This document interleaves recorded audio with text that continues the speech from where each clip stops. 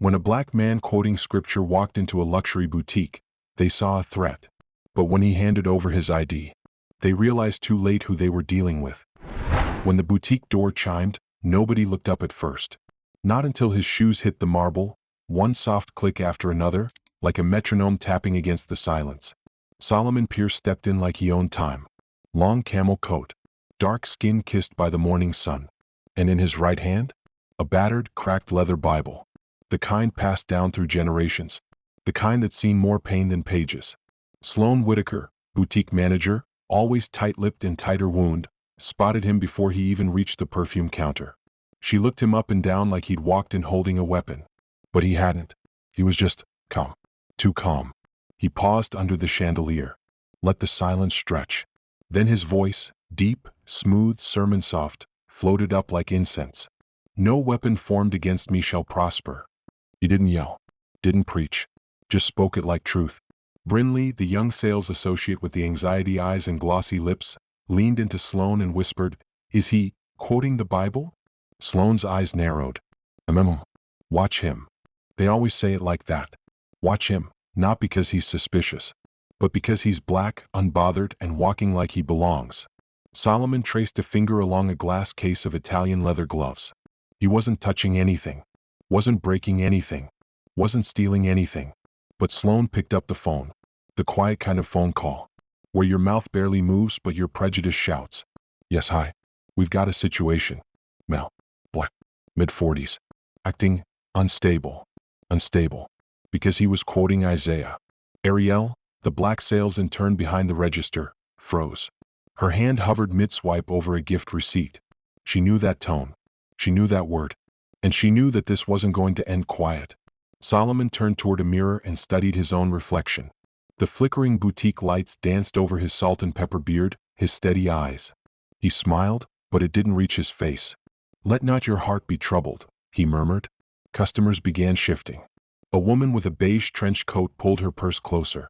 A man by the colognes watched with the sharp alertness of someone expecting trouble but not understanding he was part of it. Brinley whispered again, "Should we, ask him to leave?" Sloane shook her head. "Let the cops handle it. I'm not risking my job over someone playing prophet." And then sirens. Soft at first. Then closer. The kind that cracked the air in half. Ariel flinched. Solomon didn't. He stood by the scarves now, hands still, voice low, quoting scripture like breath. "Blessed are the peacemakers." 2 patrol officers entered. One young. One older. Both white. Hands near their belts. Not drawn but ready. The young one scanned the room, eyes landing on Solomon, then on Sloane, who pointed like she was ordering an appetizer. "That's him." The older cop approached. "Sir, we're gonna need you to step outside." Solomon looked at them, then back at his Bible. His thumb smoothed over a page like he was ironing something invisible. "Why?" he asked, gentle. "You're making people uncomfortable," the younger officer said, squaring up. "By standing?" Solomon tilted his head. "Or by speaking?" The air shifted. You could feel it. Like something sacred had just been trespassed. Ariel stepped forward, then stopped. Her voice caught in her throat. She looked around. No one else moved. Sloane folded her arms, satisfied. "Let's not make this harder than it needs to be," the officer warned. Solomon reached slowly into his coat pocket. The young cop's hand shot to his holster. "Sir." But Solomon didn't flinch. He pulled out a slim black wallet, opened it, and handed over an ID. The older cop took one look and blinked. Then he looked again. His posture changed, just slightly. His shoulders straightened. His voice dropped. "Oh, Chief Pierce." The room tilted. Sloane's eyes went wide. Brinley froze. Ariel blinked in disbelief. Solomon nodded once. "Come. Inevitable." "Didn't recognize me?" he asked, voice like velvet over steel. We didn't know," the older officer stammered. "You knew enough to show up," Solomon said, folding the Bible closed. "Now let's see if you know enough to stay." Silence fell. No one moved. And Solomon finally smiled. But this time it reached his eyes. Sloane stepped forward, lips parted, trying to collect a sentence she could live with. "Mr. Pierce. Chief Pierce, we had no idea." "No," Solomon interrupted softly. "You didn't care to." He didn't raise his voice. Didn't have to. The silence made his words louder than shouting ever could.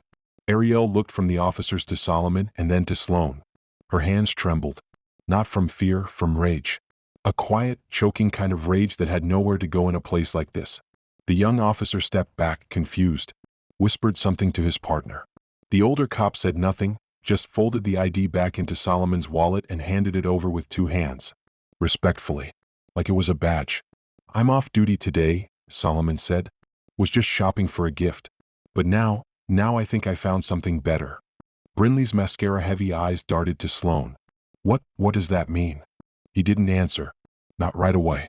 He walked past the silk scarves, pausing at a mannequin wrapped in a winter coat tagged at $1,200. His fingers ghosted across the lapel. "My grandmother used to say," he murmured, "the devil never shows up looking like a monster.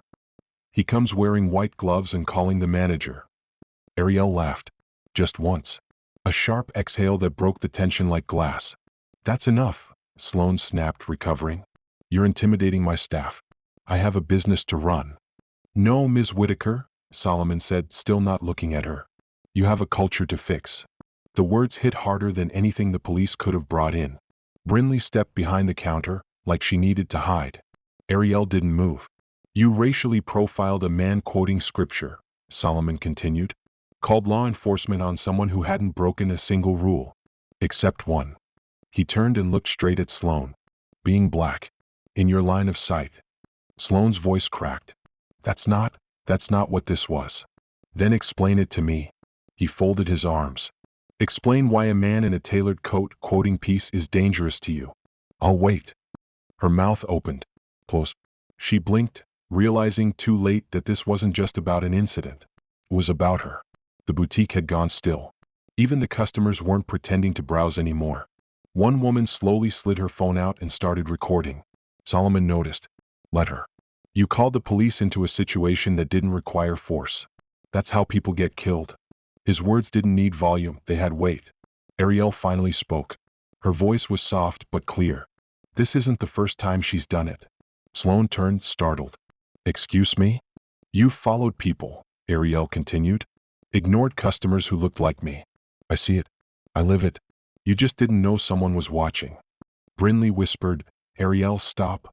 "No," Solomon cut in. "Let her speak." Ariel looked at him. Her throat tightened. But she pushed through. "I needed this job. So I kept quiet. But watching you call the cops on this man, it made me sick.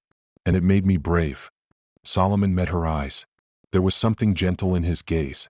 Something ancient. Like he'd seen this moment coming, and was simply holding space for it. The older officer looked toward Sloane. "Ma'am, we're gonna need to file a report. This could be considered false reporting." Sloane stammered. "Wait, me? I was protecting my store." "From what?" Solomon asked. "A psalm?" He moved toward the door. The whole room watched him walk, not with haste, not with anger, just command.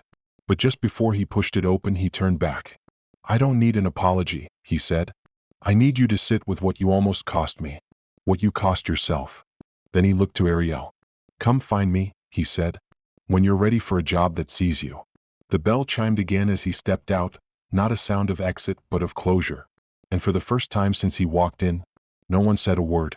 The door slowly clicked shut behind Solomon, but his presence clung to the room like smoke. Sloane stood frozen.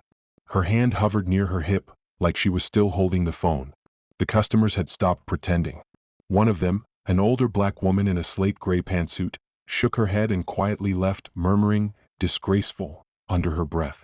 Brinley muttered, "What just happened?" No one answered. Because what just happened wasn't a misunderstanding. It was a reckoning.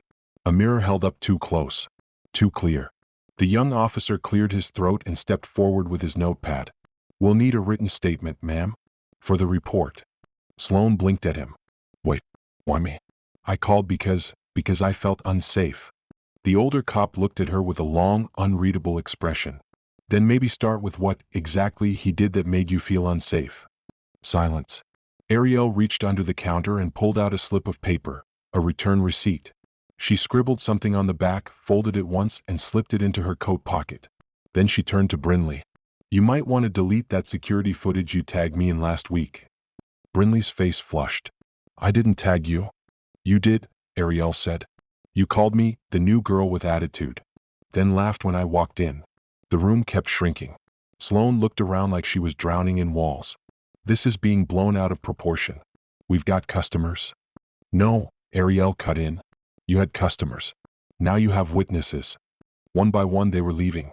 Not in a rush. In that slow, deliberate way people do when they're walking away from something they no longer respect.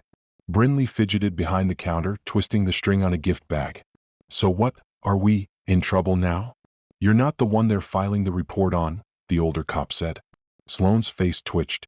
This is absurd. I've worked here for 9 years. I've built this store's reputation. I can't be punished for being cautious. This wasn't caution, Ariel said. It was conditioning. Sloane laughed, short, nervous, cracked. You think you're better than me because some man in a coat knew a few Bible verses and got lucky with a badge? Ariel's voice lowered. No. I think he's better than you because he didn't let your fear turn into someone else's funeral. The young officer blinked. His fingers hovered near his radio. We need to log the incident. There'll be an internal review. Sloane paled. Wait, review? What kind of review? The older cop exchanged a look with him. When the police chief is involved in a false call, it gets attention. Sloane's breath caught. Her voice dropped. He's really the chief? Ariel nodded. He leads the faith policing initiative. That Bible he carries? It's city issued. Part of the program that trains officers on moral de-escalation. You profiled a man who teaches cops how not to shoot first. Sloane sat down. Actually sat. Like her knees had nothing left to hold. Brinley said too loudly, this wasn't my fault. I didn't call anyone. But you didn't stop it, Ariel said, steady. You laughed. You watched. You were part of it. For the first time since walking in, Ariel looked taller. Not physically, spiritually. Like her spine had finally straightened beneath years of silence. She walked around the counter and headed for the door. Where are you going? Sloane called out. Home, Ariel said. And then maybe, somewhere I'm seen. The bell chimed as she left. And this time the door didn't close quietly. It slammed. Brinley stood stiff behind the counter, twisting the gold bangle on her wrist. Sloane hadn't moved. She stared at the boutique door as if willing Solomon to reappear and take the moment back. But the only thing coming back was the weight of what she'd done. The store felt wrong now. The expensive light fixtures suddenly too bright. The scent of vanilla and cedarwood too artificial. It all smelled like control. Brinley finally broke the silence. He can't actually file something official, right? Sloane didn't answer. She reached for her phone, the same one she had used to call the police. Her thumb hovered over Solomon's name on the business card he left on the counter. But what would she even say? Sorry I saw threat instead of truth? Sorry your piece unsettled me more than my own prejudice? The truth was she wasn't ready to apologize. She was only just realizing what she'd revealed, not about him, but herself. The door opened again. Not Solomon. Not Ariel. 2 white women walked in, chatting and smiling, well-heeled, clearly regulars. But the second they saw the tension in the air, their conversation halted. Is everything okay? One asked. Sloane swallowed. Yes, everything's fine. But her voice betrayed her. It cracked halfway through. The women exchanged a glance. The older one looked at Brinley, who tried to smile. It didn't land. We, saw a video, the other woman murmured. Online. Of here. Sloane's head whipped around. Already? Brinley pulled out her phone. Her hand trembled as she tapped the screen. Her eyes widened. It's viral. Like, 40,000 views already. Comments are blowing up. Sloane rushed over. There it was. Solomon's quiet confrontation, Ariel's brave speech. The stillness. The shame. All of it, captured in perfect clarity online for the world to see. She scrolled down. Comment after comment. This is why we talk about systemic racism. She really called the cops on a black man quoting scripture? Salute to the sister who stood up. That was courage. Protect Solomon Pierce at all costs. Sloane dropped the phone. Brinley caught it before it hit the floor. What are we gonna do? Sloane backed up. Sat on the velvet bench near the entrance. For the first time in a long time she looked like someone without a plan. Not the manager. Not the brand. Just the mistake. I don't know. Brinley stared at her. For once, no snide comments. No sass. Just silence. The door opened again. Ariel. She didn't walk in like an employee. She walked in like someone with every right to stand in the space. like someone who had come to take what she'd left behind. Forgot my journal, she said simply. She moved past them, quiet but firm. Picked it up from beneath the register. Held it close. Sloane stood. Ariel? I didn't mean to. I know what you meant to do, Ariel said. And so does everyone else now. Sloane blinked, stung. Ariel looked around. At the racks, the shelves, the mirrors that had reflected her for months but never seen her.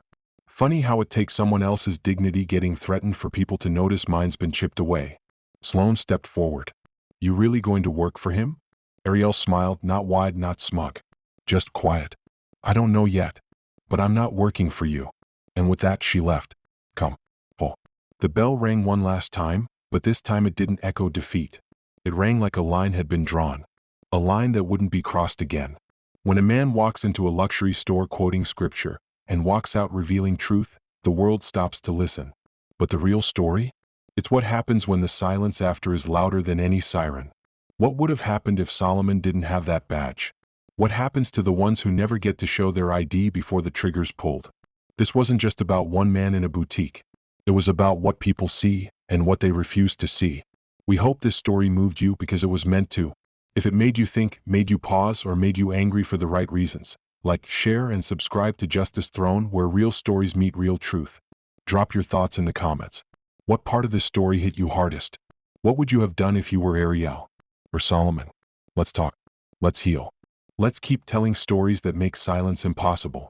Thanks for watching.